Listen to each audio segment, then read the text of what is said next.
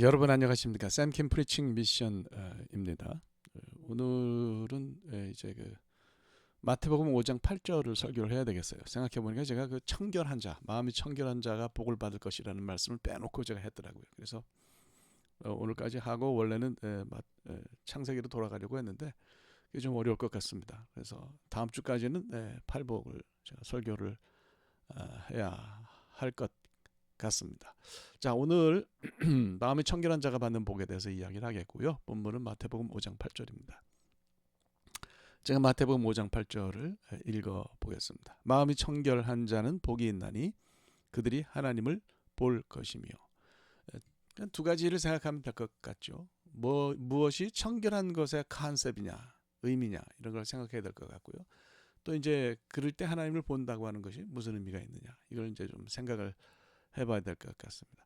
청결하다는 것은 이제 헬란 말로 카타로스라고 그렇게 이야기를 합니다. 기본적인 의미는 뭐 빨래를 하잖아요. 우리가 옷이 더럽고 그러면은 빨래를 하는데 그러면 때가 다 씻겨 나가잖아요. 그러니까 더러움을 다 씻어낸 그런 상태죠. 더러움을 다 씻어내면 깨끗하잖아요. 근데 이제 그 의미는 뭐 여러 가지 불순물이 섞여 있는 것을 제한다, 이제 걸러내야 된다 그런 뜻이에요. 그래서 추수를 하고 나면은 그 알곡 안에 섞여 있는 다른 자풀이나 뭐 여러 가지 다른 것들 이런 것들을 뭐 키질을 하든 뭘 하든지 해서 걸러내죠. 그래서 순수하게 알곡만이 모인 그런 상태. 그러니까 다른 불순물이 없는 상태. 그러니까 더러움을 다 씻어낸 상태. 이런 걸 카타로스라고 그렇게 이야기를 한다. 이렇게 이제 우리가 볼 수가 있는 거죠. 이런 사람이 하나님을 볼 수 있다고 마태가 그렇게 이야기를 했습니다. 이제 이렇게 이해하시면 어떨까요? 하나님과 우리 사이에 어떤 일종의 렌즈 같은 것이 하나 있다고 생각하면 가장 이해가 쉬울지도 모르겠습니다. 제가 책이 좀 잘 안 보여가지고 이제 눈이 다 됐나 했더니 가만 보니까 안경에 뭐가 이제 뿌옇게 묻었어요. 그걸 닦아내니까 좀 나은데 그래도 여전히 뿌예요. 그래서 이제 뭐 안과병원에 갔더니 카타렉트, 백내장이 조금 있다고 그래서 그 백내장이라는 것이 뭔가 희뿌연 것이 렌즈에 끼는 거죠. 우리 그 안에 수정체가 혼탁해지는 거죠. 그래서 그런 것들이 다 없어야, 그런 그 혼탁해 하는 것들이 없어야 우리가 제대로 볼 수 있잖아요. 그래서 하나님과 우리 사이에 있는 렌즈에 더러운 것이 묻으면 하나님을 잘 볼 수 없어요.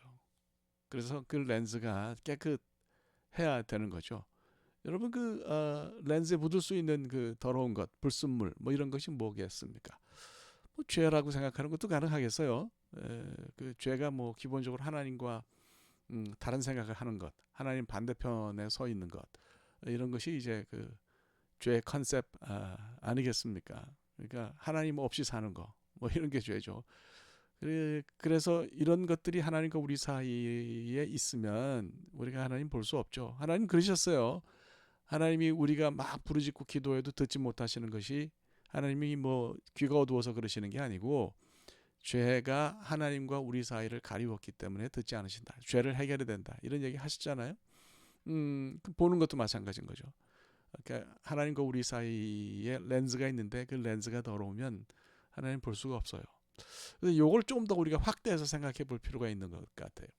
어떻게 생각해야 되냐면 결국 죄가 없다라고 하는 것은 마음의 상태의 어떤 순수함을 강조하는 것 아니겠습니까? 그래서 이제 뭐 말씀드린 것처럼 죄의 컨셉이 하나님 없이도 내가 혼자 잘 살 수 있다라고 생각하는 거니까 내 생각이 렌즈에 덧 입혀지면 그것이 결국은 하나님을 잘 볼 수 없는 상태에 이르게 되는 것 아니냐 이렇게 보시면 될 것 같습니다. 우리 생각이 뭐 어떤 거예요? 하나님을 바라보는 동기가 여러분 무엇입니까? 왜 우리가 하나님 찾아요? 하나님 왜 바라봅니까? 하나님 보고 싶어요. 하나님하고 함께 있고 싶어요. 뭐 맨날 그렇게 이야기하잖아요. 근데 이제 이게 정말 내가 하나님을 그냥 무조건 조건 없이 사랑해서 순수하게 하나님을 생각해서 그런 것인지 아니면 미안합니다. 자꾸 뭐가 끼네요. 아니면 하나님으로부터 어떤 반대급부를 바라는 마음이 있어서 우리가 그런 건지 한번 이런 걸 좀 진지하게 생각해 볼 필요가 있는 것 같아요. 내가 하나님을 위해서 뭔가 한다 그러면 그것으로 끝나는 거죠. 뭐 축복이나 뭐 칭찬 여부는 축복이다. 복을 받는 것이나 뭐 칭찬을 받는 거는 철저하게 하나님 목 아니겠어요. 하나님 그분에게 달려 있는 거죠. 그러니까 나는 그런 거 생각하지 말고 하나님을 사랑하고 하나님을 위해서 일하는 것이 필요하다. 뭐 그런 생각이 듭니다.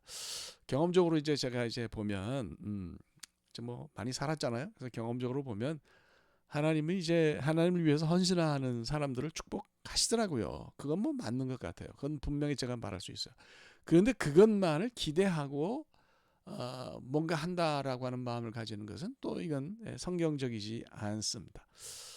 여러분 존 버년 아시죠? 철로 역정을 쓴 사람이 설교를 하고 내려오는데 어떤 사람이 오늘 설교 너무 좋았다고 이제 그러더래요. 그러니까 버년이 그 사람을 보고 웃으면서 그랬다 그럽니다. 내가 강단에서 내려오는데 사탄이 벌써 그런 소리를 하더라고. 그러니까 참 그것도 뭐 쉽지 않죠. 그런 얘기를 하는 것도 쉽지 않아요. 그런데 하여간 그런 어떤 원하는 것이 있으면 오히려 더 문제가 생길 수 있다. 이런 말씀을 드립니다. 그 탈무드를 보면요, 세상에서 가장 은혜로운 행동, 세상에서 가장 의미 있는 그런 행동은 무덤의 꽃을 가져다 바치는 거라고 그래요. 왜냐하면 뭐 우리가 어떤 사람에게 뭘 베풀 때는 막연하게, 의식적으로는 말하지 않는다 하더라도 무의식적으로 막연하게 혹은 꿈에서라도 뭔가 그 사람에게 돌려받을 것을 기대할 수 있는 마음이 요만큼이라도 있을 수 있는데, 망자에게, 죽은 사람에게 꽃을 가져다 바친다라고 하는 것은 무의식 속에서라도 돌려받을 것을 기대하지 않고 하는 행동이기 때문이다. 그렇게 설명을 해놨어요. 의미가 있는 얘기인 것 같아요. 뭐 물론 우리가 마음속으로 잘 드러내지는 않아도 내 마음속 깊은 곳에 그래도 뭔가 좀 칭찬이라도 복이라도 복조갈이라도 얻어 걸리는 게 있어야 좋지, 이렇게 생각한다면 하나님이 그거 채워주신다고 저는 생각합니다. 전에는 그런 사람은 하나님을 안 쳐다보신다 이렇게 얘기했는데, 이제 나이 들고 보고 또 경험을 하다 보니까 그런 사람에게 채워주시는데, 근데 문제는 뭐냐면 그럴 경우에 관계가 give and take가 되거든요. 그러면 진정으로 하나님과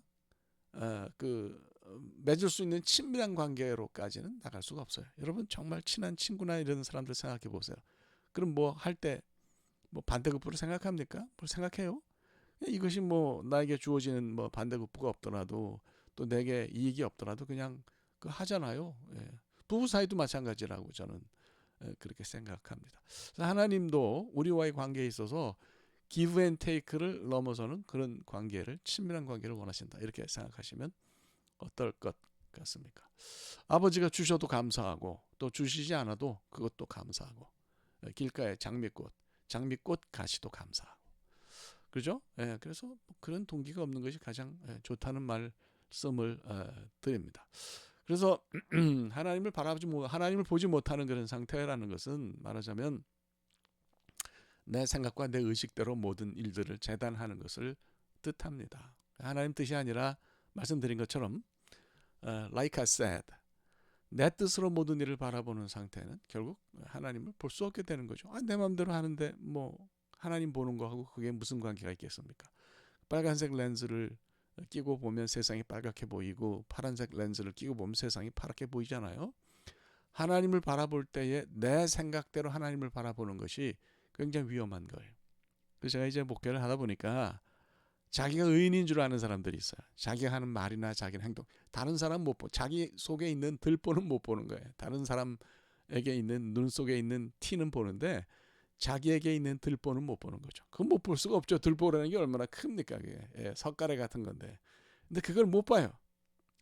그렇더라고요, 보니까. 그래서 뭐 다른 사람들한테는 이랬으면 좋겠다, 저랬으면 좋겠다 얘기를 많이 하는데 자기 자신을 향해서 바라보는 그런 시선을 가지고 있지 못해요.